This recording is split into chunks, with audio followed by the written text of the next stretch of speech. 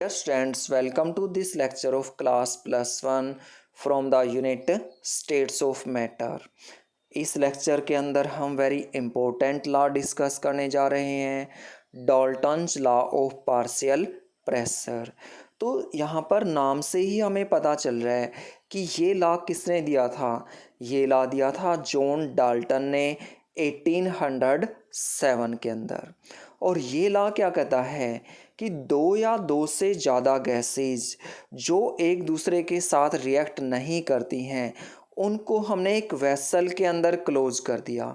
तो जो total pressure उन सभी गैसेस के द्वारा एक्सर्ट किया जाएगा वो किसके बराबर होगा, वो सम ऑफ पार्शियल प्रेशर के बराबर होगा। मतलब प्रत्येक जो गैस है वो अपना प्रेशर एक्सर्ट कर रही है तो सभी गैसेस के पार्शियल प्रेशर का सम होगा।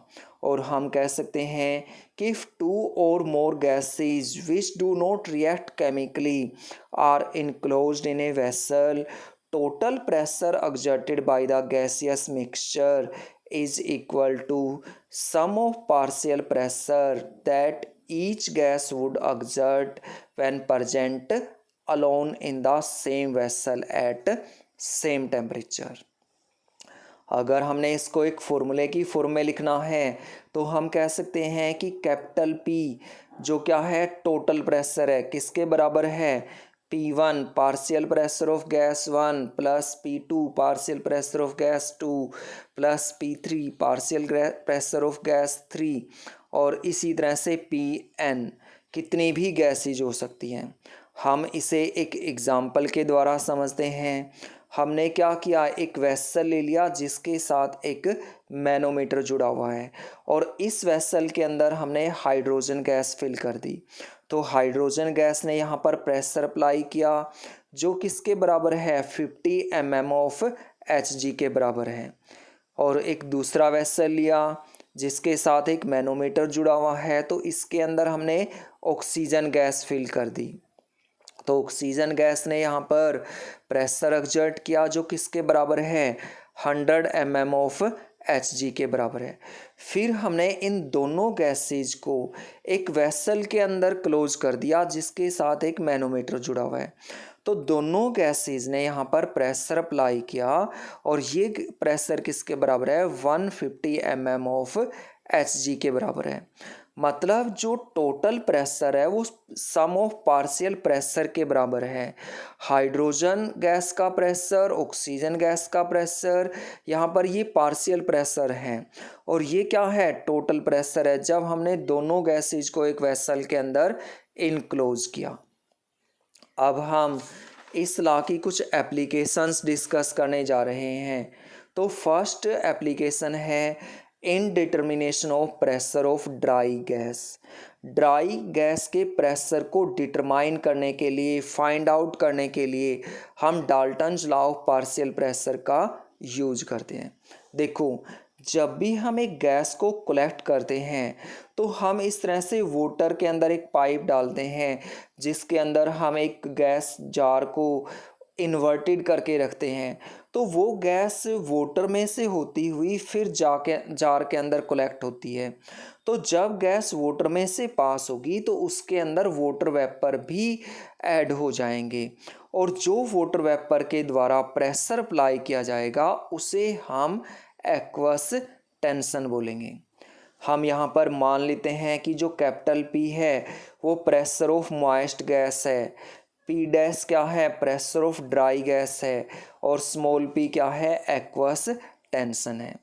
तब हम कह सकते हैं कि प्रेशर ऑफ मॉइस्ट गैस किसके बराबर है, pressure of dry gas plus aqueous tension के बराबर है। हमने कैलकुलेट क्या करना है, pressure of dry gas calculate करना है। तो एक्वस टेंशन को उठा के हम बराबर से इधर ले आएंगे। तब हम कह सकते हैं कि pressure of moist gas minus aqueous tension. और हम कह सकते हैं कि प्रेशर ऑफ ड्राई गैस किसके बराबर है, मॉइस्ट गैस के प्रेशर में से जब हम एक्वस टेंशन को घटाते हैं तब हमारे पास आ जाता है ड्राई गैस का प्रेशर। सेकेंड इसकी एप्लीकेशन है और ये है इन कैलकुलेशन ऑफ पार्शियल प्रेशर। इसके लिए हम क्या करते हैं, हम मान लिया कि हमारे पास एक मिक्सचर है नॉन रिएक्टिंग गैसेस का और उसमें गैस हैं ए बी सी। तब हम प्रत्येक गैस के ऊपर आइडियल गैस इक्वेशन अप्लाई करते हैं। आइडियल गैस इक्वेशन क्या है, जो पी वी है ये बराबर है एन आर टी के, और वी को उठा के हम इधर ले आए, तब पी किसके बराबर है, N R T by V के बराबर है। और अगर हम गैस ए के ऊपर इस फॉर्मूले को अप्लाई करें तब हम कह सकते हैं कि पी ए किसके बराबर है, N A R T by V के बराबर है। और ये है हमारे पास partial pressure of gas A. इसी तरह से पी बी बराबर है N B R T by V, partial pressure of gas B. इसी तरह से पी सी किसके बराबर है, N C R T by V, और ये है partial pressure of gas C. और अगर हम Dalton's law of partial pressure को अप्लाई करें तब हम कह सकते हैं कि टोटल प्रेशर किसके बराबर है, sum of partial pressure exerted by the each gas. और हम कह सकते हैं कि P किसके बराबर है, P A P B plus P C. और अगर हम P A P B P C की वैल्यू पुट कर दें तब हम कह सकते हैं कि P किसके बराबर है, N A R T by V plus N B R T by V plus N C R T by V. तो सभी के अंदर आर टी बाई वी आया है और आर टी बाई वी को हम यहाँ से कॉमन ले लेते हैं, तब हम कह सकते हैं कि P किसके बराबर है, R T by V N A N B N C के बराबर है। अगर हम जो partial pressure of gas A है उसको टोटल प्रेशर से डिवाइड कर दें तब हम कह सकते हैं कि पी ए बाई पी किसके बराबर है, N A by N A plus N B plus N C के बराबर है। और ये क्या है, number of moles of that component to the total number of moles, और ये किसके बराबर होता है, मोल फ्रैक्शन के बराबर होता है। तो हम कह सकते हैं कि ये मोल फ्रैक्शन है गैस ए की।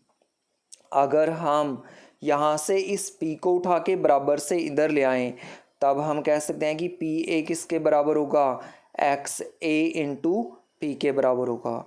और ये हमने partial pressure of gas A calculate कर लिया। इसी तरह से इस फॉर्मूले को अगर बी के ऊपर अप्लाई किया जाए तब हम कह सकते हैं कि पी बी किसके बराबर होगा, एक्स बी इंटू पी के बराबर होगा। और हम यहाँ से कह सकते हैं कि पार्शियल प्रेशर ऑफ गैस ए किसके बराबर है, mole fraction of gas A into total pressure के बराबर है। इसी तरह से गैस बी के ऊपर अप्लाई कर सकते हैं, इसी तरह से गैस सी के ऊपर अप्लाई कर लेते हैं। और अब हम इस लॉ से रिलेटेड न्यूमेरिकल प्रॉब्लम ले लेते हैं। तो न्यूमेरिकल है हमारे पास 38 millilitre of moist nitrogen gas were collected at 27 degree Celsius and 746.5 mm pressure. Calculate the volume of gas at 0 degree Celsius and 760 mm pressure. Aqueous tension दी गई है यहाँ पर 27 डिग्री सेल्सियस पर 26.5 mm। तो कोई भी न्यूमेरिकल जब हम सोल्व करते हैं सबसे पहले हम गिवन लिखते हैं, फिर हम उसके अंदर फॉर्मूला अप्लाई करते हैं, फिर हम उसके अंदर वैल्यू पुट करते हैं और फिर हम वहाँ पर कैलकुलेशन करते हैं। तो स्टार्टिंग में देखें तो 38 ml यहाँ पर क्या दिया हुआ है, वॉल्यूम दिया हुआ है, इसको V1 हमने मान लिया। फिर अगर हम देखें तो यहाँ पर ये प्रेशर दिया हुआ है कि 746.5 mm प्रेशर। तो हमें क्या करना पड़ेगा, यहाँ पर जो ड्राई गैस है उसका प्रेशर कैलकुलेट करने के लिए इसमें से एक्वस टेंशन को घटाना पड़ेगा और तब हम यहाँ से कह सकते हैं कि प्रेशर किसके बराबर आ गया, 720 mm के बराबर आ गया। टेम्परेचर यहाँ पर डिग्री सेल्सियस में दिया हुआ है तो इसे हम क्या करेंगे, केल्विन में कन्वर्ट कर लेंगे और 300 केल्विन आ गया। यहाँ से V2 हमने कैलकुलेट करना है। P2 हमारा कितना है, 760 mm है। T2 कितना दिया हुआ है, 0 डिग्री सेल्सियस, तो केल्विन में कन्वर्ट कर लेंगे इसको 273 ऐड करके। फिर हम यहाँ पर फॉर्मूला अप्लाई करते हैं, P2 V2 बाई T2 किसके बराबर है, P1 V1 बाई T1 के बराबर है। और यहाँ से हमने सभी की वैल्यू पुट कर दी। हमने कैलकुलेट क्या करना है, V2 कैलकुलेट करना है।